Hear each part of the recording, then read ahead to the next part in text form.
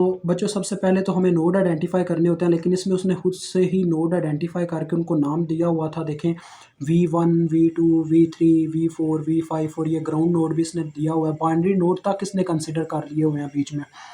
तो चलें अब हमें क्या लेना देना, हमने बस क्वेश्चन करना तो कर लेंगे। तो लिहाजा जी हमारा मेन जो मुद्दा है वो है IA को मालूम करना, ठीक है? तो मैं आपको पहले ही बता दूँगा IA को मालूम करने के लिए हम क्या करेंगे, यहाँ पे नोड आइडेंटिफ़ाई करेंगे। जैसे कि नोड उसने आइडेंटिफ़ाई करके रखे हुए हैं, तो नोड के बारे में पहले आपको बताऊँगा नोड होता क्या है। नोड एक ऐसा पॉइंट होता है जहाँ पे एक से ज़्यादा चीज़ों की वायर अटैच हो, ठीक है जी। जहाँ पे 2 चीज़ों की वायर अटैच होती है वो कहलाता है बाइनरी नोड, और जहाँ पे 2 से ज़्यादा चीज़ों की वायर अटैच होती है, लाइक 3 वायर्स अटैच होती हैं, वो कहलाता है हायर नोड, और जहाँ पे 3 से ज़्यादा चीज़ों की वायर अटैच होती है वो कहलाता है सरफेस नोड। तो हम बाइनरी नोड कंसीडर नहीं करते होते। इसने तो बाइनरी नोड तक को भी नहीं छोड़ा। ये देखें इसने बाइनरी नोड कंसीडर किया हुआ है, 2 वायर्स अटैच जहाँ पे हो रही हैं 2 चीज़ों की, एक रेज़िस्टर और एक वोल्टेज सोर्स। तो बच्चों बाइनरी नोड कंसीडर करने से क्वेश्चन लंबे हो जाते हैं, मैं ये कहता हूँ हर दफ़ा। तो ऐसा होता है, बिल्कुल ऐसा होता है। तो चलें यार, अब उसने कंसीडर कर ही लिया तो हम भी कर लेंगे यार कंप्रोमाइज़, कोई मसला नहीं है। क्वेश्चनर है, कुछ भी कर सकता है। अब IA को असल में हमने मालूम करना है, तो पहले हम IA की इक्वेशन लिख लेते हैं, ठीक है जी। देखें IA की इक्वेशन क्या बनती है, ज़रा गौर से देखिएगा। ये जो IA करंट है, ये इस नोड में से लीव कर रही है और जाके एंटर कर रही है 0 में। तो जिस नोड में से करंट लीव करती है उसी वक्त उस नोड के वोल्टेज लिख के आगे माइनस लिख देना होता है, ये मैंने आपको बताया हुआ है। और फिर जहाँ से लीव करके वो जिस नोड में एंटर करती है उसके आगे वोल्टेज आते हैं, और जितनी रेजिस्टेंस रास्ते में आती है वो बटे में लिखती जाती है। तो ये आपके पास IA की इक्वेशन आ गई V3/5। अब इसमें एक डिपेंडेंट सोर्स भी मौजूद था, तो डिपेंडेंट सोर्स के जो जिस चीज़ के ऊपर डिपेंडेंट सोर्स डिपेंड कर रहा था, ये देखें डायमंड शेप में, और ये IA की वैल्यू पे डिपेंड कर रहा है। मुझे उसकी भी इक्वेशन लिखनी पड़नी थी, लेकिन कह लें बाय लक IA ही वो चीज़ है जो मुझे मालूम करनी थी, तो उसकी जब मैंने इक्वेशन लिखी तो वो डिपेंडेंट सोर्स के लिए भी डन हो गया। तो लिहाजा अब हमें क्या करना होगा, अब हमें वन बाय वन इन पे KCL अप्लाई करना होगा, ये जो नोड्स हैं।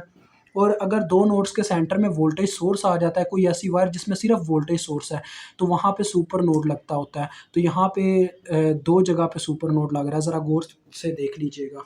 सबसे पहले नंबर पे बच्चों ये वाली वायर है, ये देखो 2 नोड्स V1 और V4, इन दोनों के सेंटर में एक वोल्टेज सोर्स मौजूद है।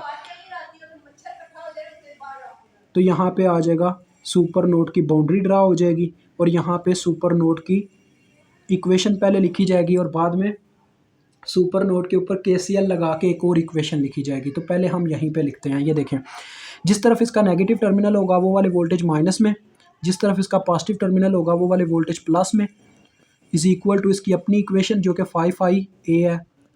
फिर नेक्स्ट देखें, नेक्स्ट स्टेप में क्या आ जाएगा, -V1 + V4 is equal to 5 into IA की जगह इसकी ये इक्वेशन जो हमने लिया वो पुट हो जाएगी V3/5। तो ये देखें 5 से गया, और अब ये V3 इधर प्लस में है, उधर आके नेगेटिव हो जाएंगे। तो -V1 -V3 + V4 is equal to 0। This is your first equation, ठीक है जी। अब हम KCL अप्लाई करेंगे इस सुपर नोड के ऊपर। इसको सुपर नोड 1 कह लो, क्योंकि 2 सुपर नोड हैं इसके अंदर। एक ये भी सुपर नोड बनने वाला है, क्योंकि V2 और V3 के दरमियान भी एक वोल्टेज सोर्स मौजूद है। तो apply KCL at super node 1, ये आपने यहाँ पे लिख लेना, ठीक है जी, कि हम KCL अप्लाई करने लगे हैं सुपर नोड 1 के ऊपर। ये हमारा सुपर नोड 1 है।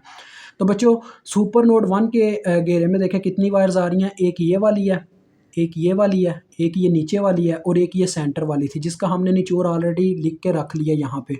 तो इस वायर को छोड़ के जो बाकी की वायर्स हैं उनके ऊपर KCL अप्लाई होगा, यानी कि 3 वायर्स के ऊपर। और KCL में होता क्या बच्चों, हमने KCL कहता है the sum of entering current is equal to sum of leaving currents, यानी कि हमने हर उस वायर की करंट लिखनी है जो उस नोड के घेरे में आ रही होगी, और जितना करंट एक नोड के अंदर एंटर करता है उतना ही लीव करता है, ये KCL का कहना है, ठीक है जी। तो लिहाजा मैं आपको पहले ही बताता चलूँ, आपने लिख लेना अप्लाई KCL एट ए सुपर नोड 1, कि मैं इज़ इक्वल टू की बच्चों राइट हैंड साइड पे एंटरिंग करंट्स लिखता हूँ और लेफ्ट हैंड साइड पे लिविंग करंट्स लिखता हूँ, ठीक है। और जिस वायर की हमें करंट का नहीं ना पता होता, यानी कि वो रजिस्टर वाली वायर होती है, उसके ऊपर लिविंग करंट फार्मूला लगाते हैं with the help of Ohm's law.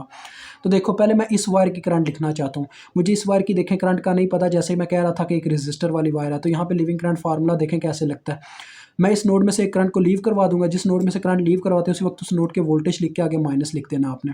V1 minus आ गया, यहाँ से करंट लीव करती हुई जाके एंटर कर गई जीरो में, तो V1 माइनस जीरो, और जितनी रेजिस्टेंस रास्ते में आई वो आगे बटे में। ये तरीकाकार है हमारा लिविंग करंट का, ठीक है जी। अब यहाँ पे भी लिविंग करंट फार्मूला लगेगा इस वायर के लिए भी, तो फिर से आप जानते हैं क्या होगा, V1 में से एक करंट को लीव करवाया, फिर जाके ये V2 में एंटर हुई, और जितनी रेजिस्टेंस रास्ते में आई वो है 8, यानी यहाँ से निकली यहाँ पे एंटर हुई और बटे में 8 आ गया, ठीक है। और लास्ट में ये ऊपर वाली वायर बची है, तो यहाँ पे भी लिविंग करंट फार्मूला V4 में से मैं एक करंट को लीव करवाऊंगा, तो उसी वक्त लिख दूंगा V4 माइनस, यहाँ से करंट लीव करती हुई V5 में एंटर हुई, तो V4 माइनस V5, और जितनी रेजिस्टेंस रास्ते में वो आगे बटे में जो कि 3 है, और इज इक्वल टू में 0 आ गया क्योंकि एंटरिंग करंट है ही नहीं थी। अब इसका एलसीएम बच्चों क्या बन रहा है, 24 इसका एलसीएम आ रहा है तकरीबन, नहीं 12 नहीं 24 ही बनेगा, हाँ जी 24 ही बनेगा। इस पूरी इक्वेशन को हम 24 से ज़रब दे देंगे। यहाँ पे आपने लिख देना साइड पे मल्टीप्लाइंग बाय 24, ताकि इसका बटा कैंसिल हो जाए। यहाँ पे 24 ज़रब हुआ 4 एक बार 4 6 बार 24, तो 6V1 आ गया। यहाँ पे 24 8 एक बार 8 3 बार 24, तो ऊपर 3 मल्टीप्लाई हो गया, 3V1 माइनस 3V2 आ गया। यहाँ पे 24 ज़रब हुआ 3 एक बार 3 8 बार 24, तो 8 ऊपर ज़रब हो गया।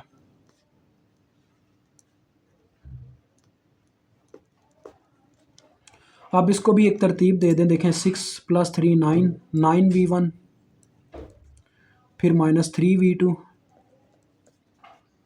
फिर है जी 8V4, फिर है minus 8V5 is equal to 0। This is our second equation. अब हम क्या करेंगे जी, देखें ये दो इक्वेशंस बन गई।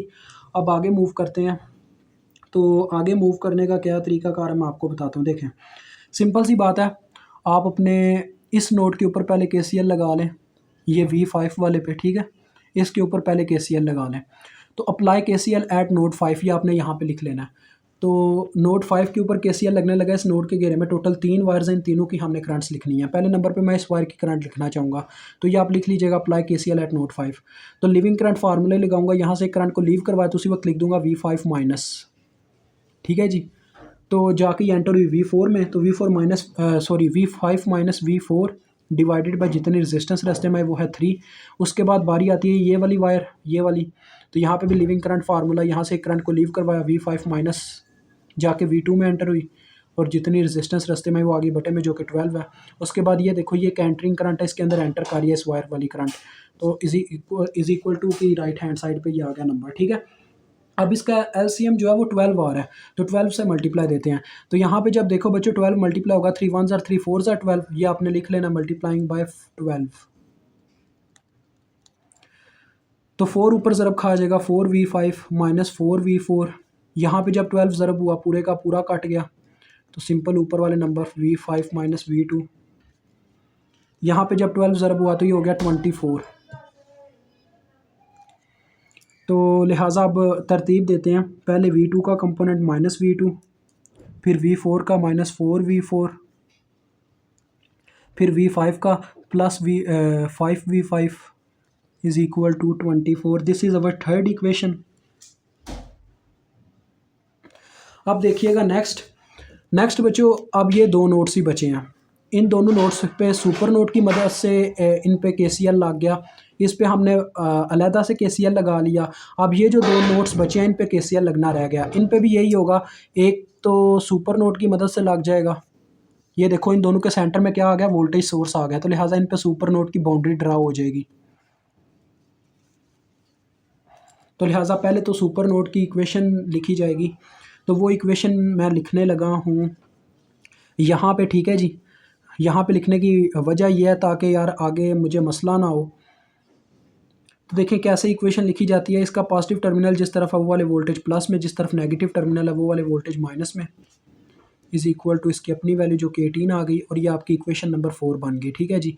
अब इक्वेशन 5 आपकी बनने जा रही है, वो कैसे बनेगी आप सभी जानते हो, सिंपल सी बात है, हम यहाँ पे इक्वेशन 5 बनाएंगे इस सुपर नोड के ऊपर KCL लगा के, जो मतलब कि इसकी वायर्स अभी रह गई हैं साइड्स वाली, एक सेंटर वाली वायर का बस निचोड़ आया, बाकी जो वायर्स रह गए उन सब पे KCL लग जाएगा।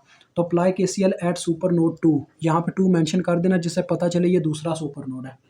तो आपने लिखना apply KCL at super node 2, तो देखें KCL लगने लगा जी। पहले बच्चों मैं इस साइड से स्टार्ट करूँगा।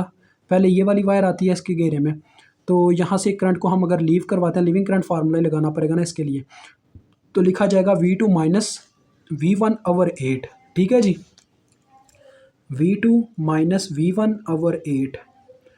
उसके बाद देखो ये जो इसमें से एक करंट लीव कर रही है, नीचे की तरफ आ रही है, तो ये एक लीविंग करंट है, बाहर निकल रही है ना सुपर नोड से, तो लिहाजा इसको इसी साइड पे लिखा जाएगा +5।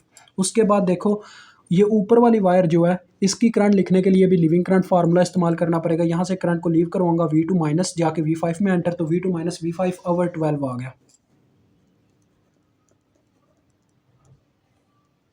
ठीक हो गया जी।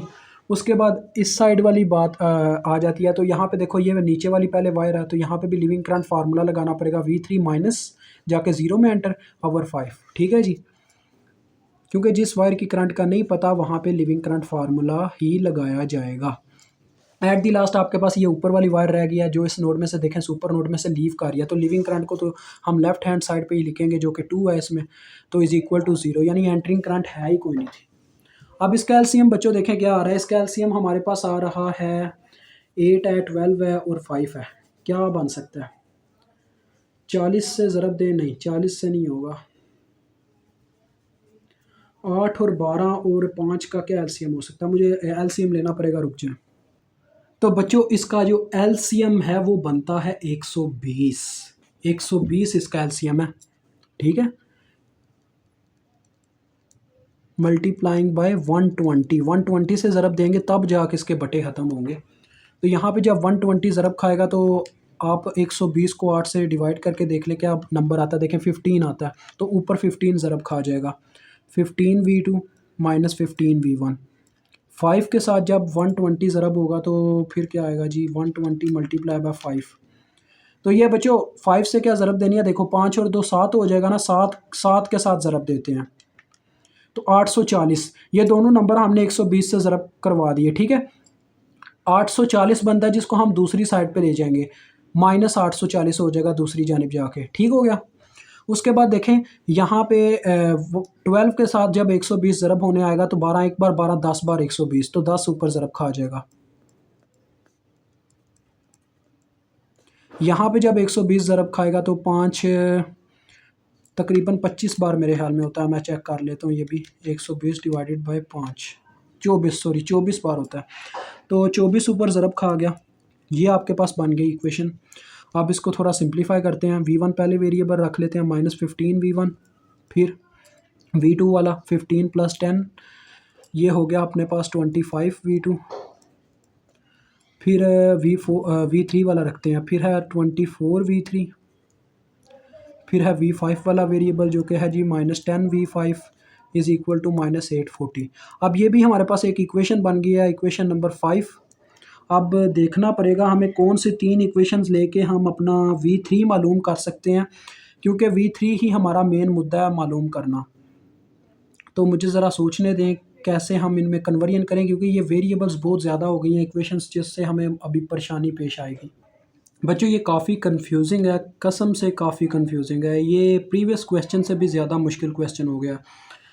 तो मैंने जो सोचा है ये सोचा है कि हम 3 वेरिएबल्स सेलेक्ट करेंगे सॉल्व करने के लिए। एक है V1, दूसरा है V3 और तीसरा है V4। ठीक है जी, क्योंकि इन 3 वेरिएबल्स के साथ ही काम हो सकता है, जिसमें V3 कवर हो जाएगा। तो देखें फर्स्ट इक्वेशन हमारी ये है जिसमें V3 ऑलरेडी पड़ा हुआ है इन तीनों के साथ, V1 V3 V4। ये इक्वेशन तो सेटल है, इसको कुछ करने की ज़रूरत नहीं है।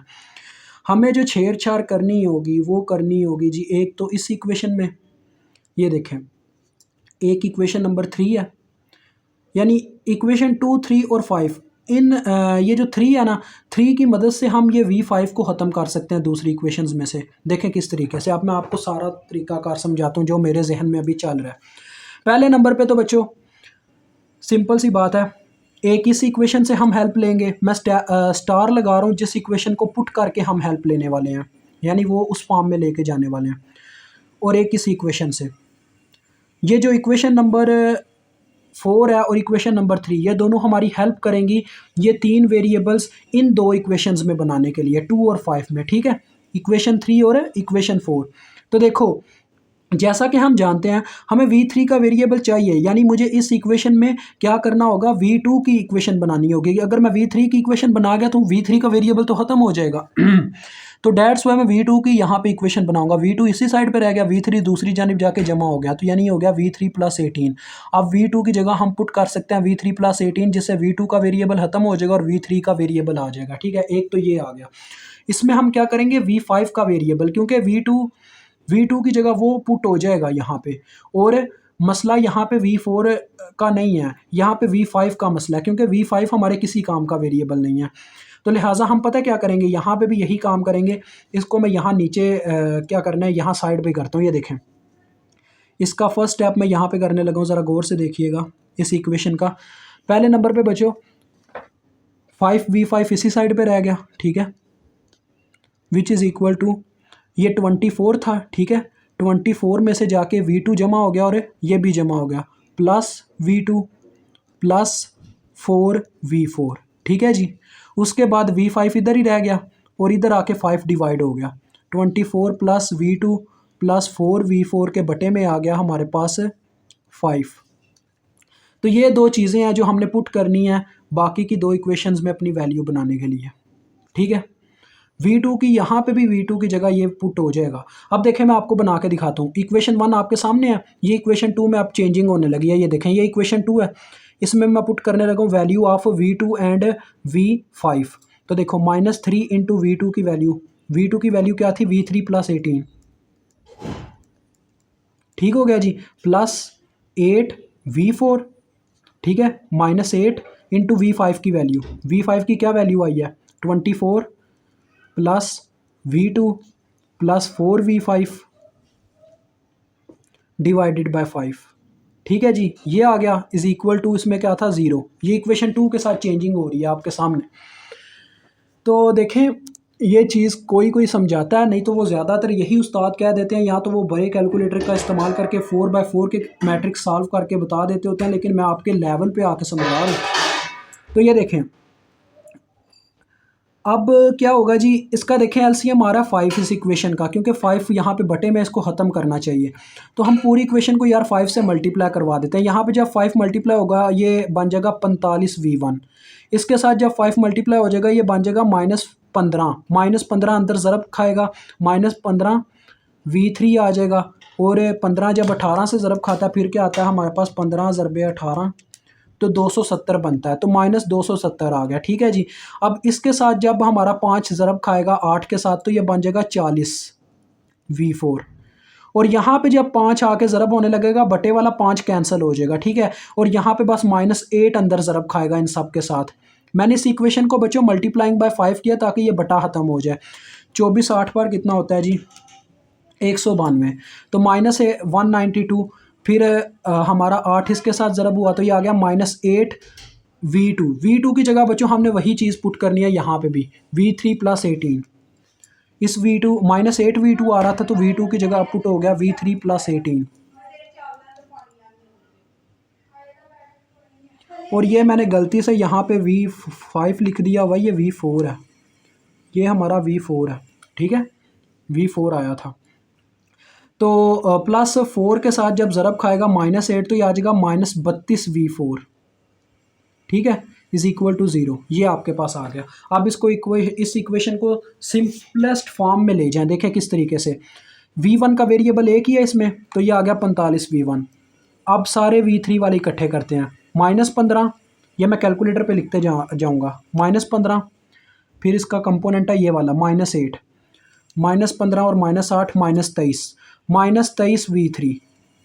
ठीक है जी, उसके बाद v4 का कंपोनेंट इकट्ठा करते हैं। देखें 40 है, 40 में से माइनस होगा 32, तो पीछे रह जाएगा 8 v4। अब कांस्टेंट की बात करूं तो कांस्टेंट को जमा माइनस करने के बाद हमने उठा के दूसरी जानिब ले जाना है, तो वही काम हम करेंगे, लेकिन पहले जमा माइनस करके फिर उधर ले जाएंगे। ठीक है, देखो -270 -192 -270 -192, फिर है बच्चों -8 × 18, तो ये बनता है -606। -606 जब दूसरी जानिब जाएगा तो हो जाएगा +606। ये आपकी इक्वेशन, देखो ये वही इक्वेशन नंबर 2 है बच्चों।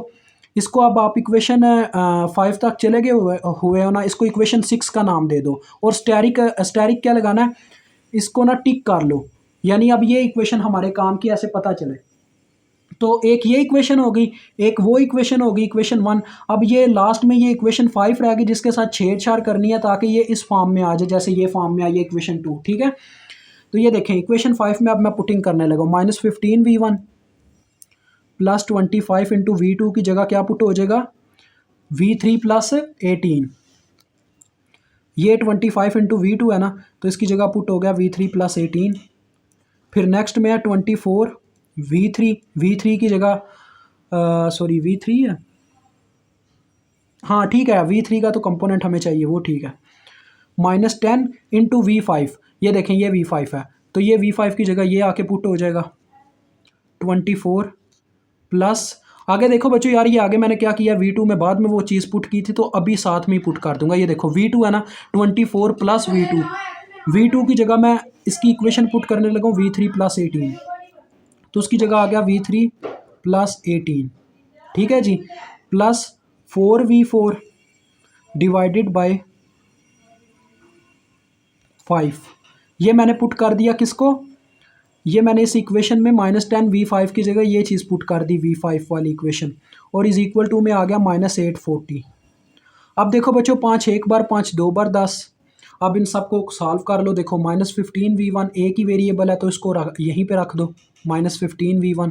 फिर अब V3 वाले इकट्ठे करो, देखो 25 जमा 24, अब ये सारे इकट्ठे करते हैं, देखें 25 जमा 24 V3, फिर ये यहाँ से भी एक निकलेगा V3 का कंपोनेंट जो कि होगा -2 V3, तो इसमें से -2 हो जाएगा, तो 47 V3 आ रहा है। उसके बाद अब ये V4 वाला कंपोनेंट इकट्ठा हो जाएगा, कितना आता है, V4 का एक ही कंपोनेंट है इस इक्वेशन में, देखो -2 टाइम्स ऑफ 4v4 यानी -8v4। अब बच्चों कांस्टेंट्स की बात करते हैं, ये देखें इस साइड पे है -840 और इस साइड पे देखते हैं कितना बनता है। ये देखो पहले नंबर पे तो 25 18 से ज़रब खाएगा, फिर 25 इंटू 18, फिर क्या होगा, ये देखो -2 इस 18 से ज़रब खाएगा और इस 24 से भी ज़रब खाएगा। तो देखते हैं 24 जमा 18, मैं ये वैसे ही डायरेक्ट कैलकुलेटर को देता हूँ, -2 इंटू 24 प्लस 18, ठीक हो गया जी। तो ये बच्चों नंबर आता है 366, ठीक है जी। इस साइड पे ये होगा +366, उस साइड पे जाके हो जाएगा -366, तो -840 -366, तो ये बन जाता है -1206। ये आपके पास आ गई वो इक्वेशन नंबर 7 जो आपके तीसरे नंबर पे काम आएगी। अब इसको हम लिखेंगे मैट्रिक्स फॉर्म में इस पेज पर, ये 7 वाले पे, ये देखें मैट्रिक्स फॉर्म में आपको लिख के दिखाने लगा हूँ तीनों इक्वेशंस को। देखो इक्वेशन 1 में क्या क्या इनकी कांस्टेंट्स हैं, पहले कांस्टेंट्स लिखते होते हैं, -1 है, फिर -1 है, फिर 1 है, तो ये आ गया -1 -1 1। इनके साथ जो कांस्टेंट होते हैं ना उनको साइंस के साथ लिखते हैं। दूसरा टिक हमने यहाँ पे इक्वेशन में लगाया, 3/3 का मैट्रिक्स बनने वाला है। पहला 45 है, फिर -23 है, फिर 8 है, 45 -23 फिर है जी 8। अब तीसरी इक्वेशन में है -15 47 और -8, -15 47 और फिर लास्ट में -8। अब इनके वेरिएबल्स के नाम, पहले नंबर पे V1 का वेरिएबल है, फिर V2 का V3 का वेरिएबल है, फिर V4 का वेरिएबल है। फिर इज इक्वल टू में बच्चों आप इज इक्वल टू वाले नंबर्स लिखोगे। पहली इक्वेशन में 0 है, दूसरी इक्वेशन जो हमने ली थी वो 606 है, और तीसरी इक्वेशन में -1206 है। अब इसको मैं कैलकुलेटर पे सॉल्व करके आपको बताता हूँ क्या आता है आंसर। अगर आप समझना चाहते हैं ये कैलकुलेटर पे कैसे ऐसे मैट्रिक्स सॉल्व होते हैं तो आप हमारी एग्जाम्पल 3.1 की वीडियो देख सकते हैं, उसमें मैंने अच्छी तरह से इसको एक्सप्लेन कर रखा है। तो हाँ, तो जी इस तरह से मेरे पास ये जवाब आ रहे हैं। देखें V1 की वैल्यू है 3.22 यानी 3.2 वोल्ट, और V3 की वैल्यू है -29.02 और V4 की वैल्यू है -25.8। हमें V3 की वैल्यू चाहिए थी, वो देखें IA की इक्वेशन थी V3/5, तो V3 की जो वैल्यू आई है मेरे पास, जैसे कि मैंने आपको बताया -29.02, तो उसमें हम पुट कर देंगे इक्वेशन क्या थी, IA is equal to V3/5। तो बस इसमें पुट करते हैं, -29.02 divided by 5, which is equal to क्या आ जाएगा जी, इसको कैलकुलेटर पे सॉल्व करते हैं। आपको ये नज़र आ रहा है ना, अभी ठीक आ रहा होगा। तो -29.02 डिवाइडेड बाय 5, तो ये बच्चों मेरे पास आ रहा है आंसर इसका -5.8 अम्पेयर। तो ये आपका क्वेश्चन सॉल्व होता है। यहाँ पे काफ़ी डिफ़िकल्ट था, इसमें डिफ़िकल्टी इस वजह से आई क्योंकि उन्होंने खुद से नोट्स कंसिडर कर लिए हुए थे, दैट्स वाई डिफ़िकल्टी कंसिडर हुई। अदरवाइज़ मैं नोट्स कम रखता, हायर नोट रखता। देखा आपने, बाइनरी नोट कंसिडर करने से कितना मुश्किल हो जाता है क्वेश्चन। इसीलिए मैं कहता हूँ हर क्वेश्चन में कि बाइनरी नोट हम कंसिडर नहीं करते, वो क्वेश्चन को मुश्किल बनाते हैं। That's why I repeat this line again and again.